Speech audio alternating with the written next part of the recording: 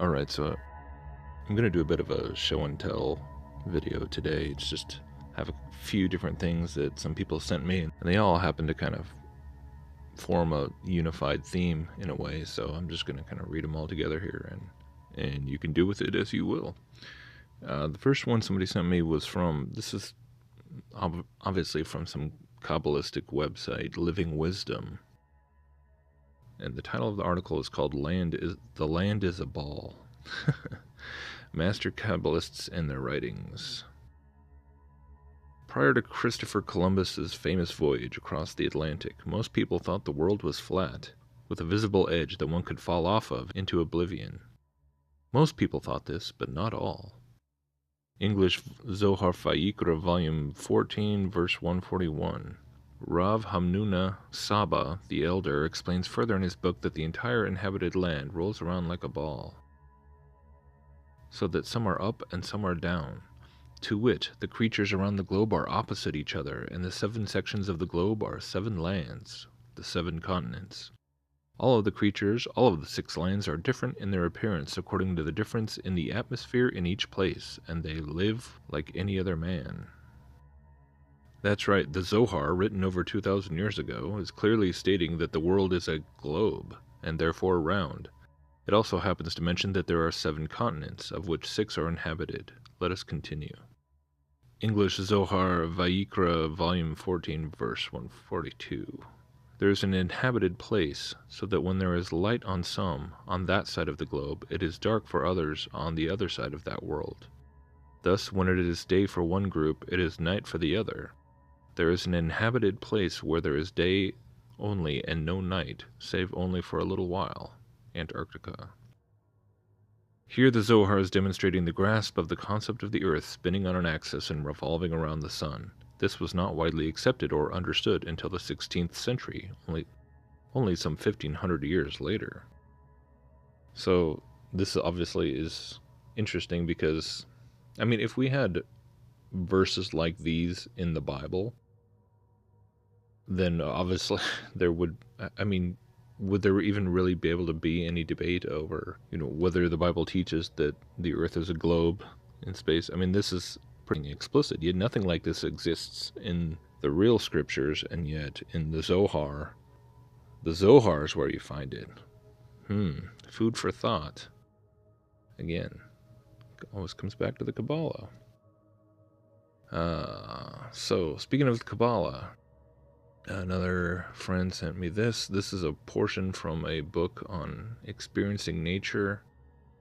The Geometrical Kabbalahs of John Dee and Johannes Kepler, the Hebrew tradition, and the mathematical study of nature. So not only does the Kabbalah teach explicitly that there's a globe and that you can be standing on opposite sides of it and 7 continents and all that, just the idea of mathematical abstraction, as well as connecting this to Neoplatonism. So this is an interesting excerpt. I'm just going to read these 2 pages here. The Geometrical Kabbalahs of John Dee and Johannes Kepler, the Hebrew tradition and the mathematical study of nature, by Michael T. Walton and Phyllis Walton. Renaissance Neoplatonism was marked by a preoccupation with restoring ancient wisdom as a foundation for present and future knowledge. Although its adherents often had divergent and idiosyncratic agendas, there was a consistent emphasis on developing a Christian worldview grounded in knowledge of the harmony of God's creation, which itself is something that you have to ask, is that something that God even asks us to do? But never mind. The Renaissance Neoplatonic synthesis of Christianity and ancient philosophy was significantly reinforced by the discovery of the Kabbalah, the Jewish esoteric tradition. The Kabbalah taught a descending order of creation from the perfection of God to the imperfect material world. The letters of the Hebrew alphabet, which are also numbers, were the basic units of creation. The notions of creation by descent and numerical harmonies indicated similarities between the Kabbalah and the ideas of Pythagoras and of Plato. The correspondences were believed to demonstrate that both traditions shared a common origin, i.e., divine revelation to Adam, Abraham, or Moses. Renaissance Christians, like Pico di Mirandola, Johannes Reuchlin, and Franciscus Georgius, looked to the Jewish mystical tradition in their attempts to rediscover the wisdom behind the Hebrew scriptures. They also viewed the Kabbalah as a sacred original from which the pagan philosophers derived their knowledge. Numerous studies have established the importance of Neoplatonism and the Christian Neoplatonic Kabbalah to the intellectual life of the 16th century. The lasting effects of this worldview on European thought, however, are much less clearly understood. One area in which the Neoplatonic Kabbalistic philosophy can be shown to have shaped future thought is in helping to establish the idea that mathematical abstraction is descriptive of nature. How easily Neoplatonism could be connected to Hebrew Kabbalah is seen in the similarity between the ideas of the 6th century philosopher Boethius and the fundamental Kabbalistic text Sefer Yetzirah. Both were popular sources for 16th century Neoplatonism. Boethius taught that, quote, all things do appear to be formed by the reason of numbers, for this was the principal example or pattern in the mind of the Creator, unquote. This belief was supported by Sefer Yetzirah, or Book of Formation. Yetzirah declared that God created the world through three aspects of the verb to number. He created his word cosmos through three numberings by writing, Sefer, number Sophar, and telling, Sipper. For Renaissance Neoplatonists, the view that number underlies all creation was axiomatic. The success of 16th century mathematicians in showing correspondences between observable phenomena and mathematical abstractions, such as geometrical figures, was proof that number is the basis of the natural world. This served to establish mathematics as an indispensable tool for reading the, quote, book of nature, God's second great scripture. Mathematics thus became an integral part of natural philosophy, not only for Renaissance Neoplatonists, but also for succeeding generations. How the Neoplatonic Kabbalistic tradition helped to routinize mathematics into the study of nature is illustrated by an analysis of the sources for and the impact of the, quote, geometrical Kabbalahs of John Dee and Johannes Kepler. John Dee, English magus mathematician, focused the general elements of Neoplatonism into his area of special interest, the relationship of mathematics to nature. He was enormously well-read and wrote on a wide variety of topics. Two of his works, however, the Monus Hieroglyphica and the, quote, mathematical preface, are crucial to understanding the role played by the Neoplatonic Kabbalistic philosophy in his mathematics. Anyways, fortunately that's all I have to read. It seems like you have to, I don't know why this book is so expensive. $139 for an ebook? Does that make any sense? I don't know. So there's a little clip. I'll leave this link, but yeah, John Dee and Kepler. I'm curious what else that had to say. Anyways, so finally, from The New Scientist, somebody also sent me this article, which is, The New Scientist is, yeah, now we're definitely talking about a publication that is more into the esoteric. So this one's called Why Two Geniuses Delved into the Occult by Amanda Gefter. In his latest book, Deciphering the Cosmic Number, historian of science Arthur Miller investigates the bizarre friendship between quantum physics pioneer Wolfgang Pauli and famed psychoanalyst Carl Jung. Together, the two great thinkers delved into mysticism, numerology, and alchemy in their quest to understand the universe and themselves. Miller tells New Scientist about his experience writing the book. What drew you to write about the relationship between Jung and Pauli? As a physicist, I was, of course, aware of Pauli's scientific achievements. Meanwhile, my interest in creative thinking had led me to Jung. Almost by accident in the 1980s, I spotted on a library shelf a book they co-authored, The Interpretation of Nature and the Psyche. This really intrigued me. What did the apparently austere Pauli have to do with Jung, who routinely delved into the occult and whose reputation sometimes suffered for it? Their book is actually made up of two essays. Jung's is on synchronicity, nothing unexpected there, but Pauli's was a real eye-opener. He wrote on Johannes Kepler and explored how his scientific achievements had to be understood within the times in which he lived. This involved looking into alchemy, mysticism, and religion. Amazingly, he included his own research into this area. This dazzled me. I had never imagined him to be an expert on such esoteric material and so passionate about it. I had to know more about both of them. What was their connection? Who was the real Wolfgang Pauli? What was the most interesting thing you discovered? I was amazed that each considered the other's work to be of equal importance. For Jung, quantum physics, and for Pauli, Jung's analytic psychology, with its emphasis on alchemical symbols, numbers, and myths, as well as Eastern religion and philosophy. The two sat for hours on end in Jung's Gothic-like mansion on the shores of Lake Zurich, dining on fine foods, drinking vintage wine, and smoking the finest cigars, while discussing topics from physics and whether there is a cosmic number at the root of the universe. Ties right into what we were just reading before, doesn't it? I mean, it goes back to Kabbalah, John D. To psychology, ESP, UFOs, Armageddon, Jesus, Yahweh, and Polly's dreams. Theirs was a journey into the mind. As Jung put it, with Polly he could enter, quote, the no man's land between physics and the psychology of the unconscious, the most fascinating yet the darkest hunting ground of our times, unquote. Wow. Why were two such great scientists drawn to these occult ideas? Even as a boy, Jung found himself drawn to the occult. This would become the root of his break with Freud. Unlike Freud, Jung was interested in aspects of the unconscious that could not be attributed to an individual's personal development but derived from a deeper, non-personal realms common to humankind, the collective unconscious, whose contents he called, quote, archetypes. Jung came to realize that understanding the collective unconscious involved using images and symbols from alchemy and myth.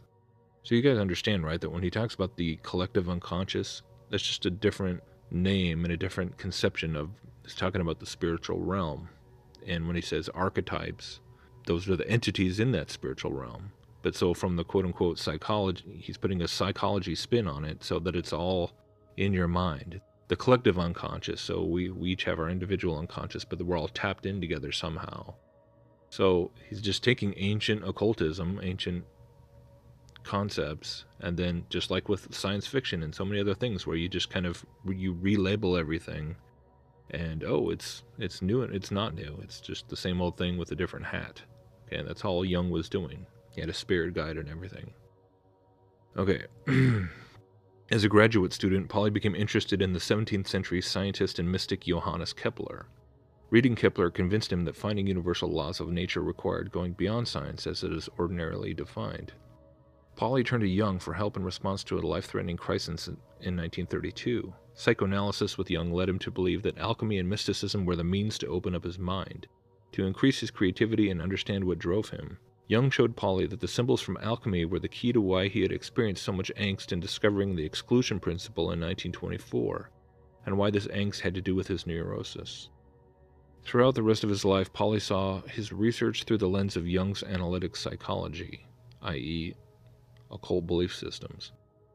This was the case in his work towards CPT symmetry, on parity violation, and his final crusade with Heisenberg towards a unified field theory of elementary particles.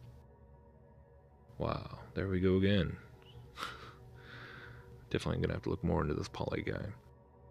Was there any merit in these ideas? I believe so, yes. Even though through such ideas they developed an avenue to begin to understand that elusive thing called consciousness. Each believed that their own subjects in isolation lacked the tools and ideas to do this. To Polly, quantum physics was restricted to examining the attributes of atoms as explainable by mathematics. In this, atoms are treated as dead matter, but how do the atoms and molecules that make us up combine to give us the ability to contemplate love, hate, death, and the universe? To Jung, on the other hand, psychology lacked the concepts to deal with phenomena such as synchronism, that is, meaningful coincidences. Although the two men never came up with answers, the questions they raised, the level of their discussions, and their quest to fold physics and psychology together merit further consideration. That was one of the reasons I wrote this book. What did they each gain from their relationship? They gained confidence that their struggle towards an interdisciplinary explanation of the mind was worthwhile. Polly became more than an au courant with Jung's psychology, myths, Eastern religions, and philosophy. Under Polly's tutelage, Jung became somewhat conversant with basic ideas of quantum physics. Both were entranced by Niels Bohr's notion of complementarity, which asserts a reconciliation of opposites, such as wave and particle, in a framework not unlike that of yin and yang. Wow. By the way, yeah, Niels Bohr, he has a yin and yang on the wall of his of the Niels Bohr Institute, that Order of the Elephant thing. Let's see if I can dig that up. Yeah, so he was a mystic too.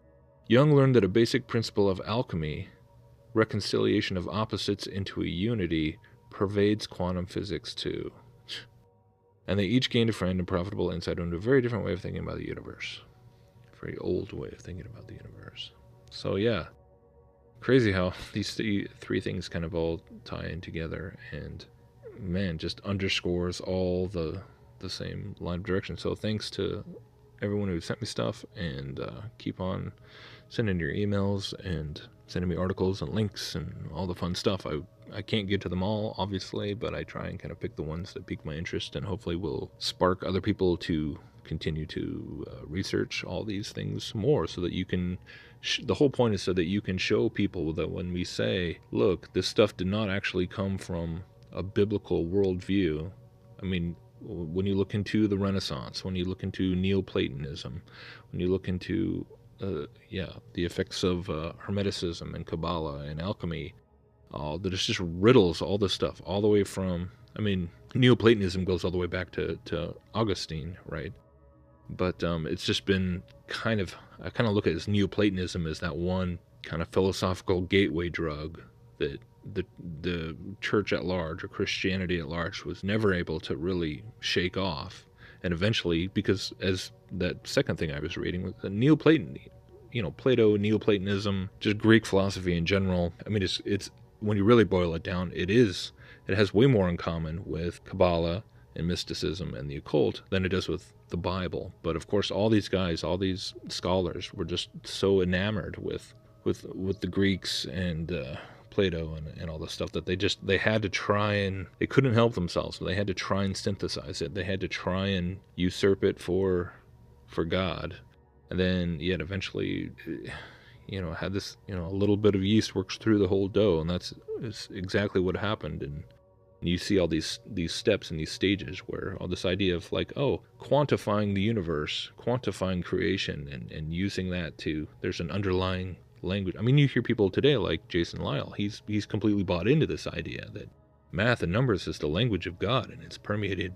So yeah, you treat the creation as this quote unquote book of nature, even though the Bible doesn't ever talk about there being a second book. I mean, in some ways it's kind of like it's like a weird version of kind of like with what Mormonism attests to. Like there was a second revelation of the gospel, right? It wasn't enough just to have the Bible. There needed to be the Book of Mormon and Joseph Smith and all that. But we totally denounce that, but then we turn around and we affirm these ideas. The book of nature and natural philosophy, and it was just another Trojan horse.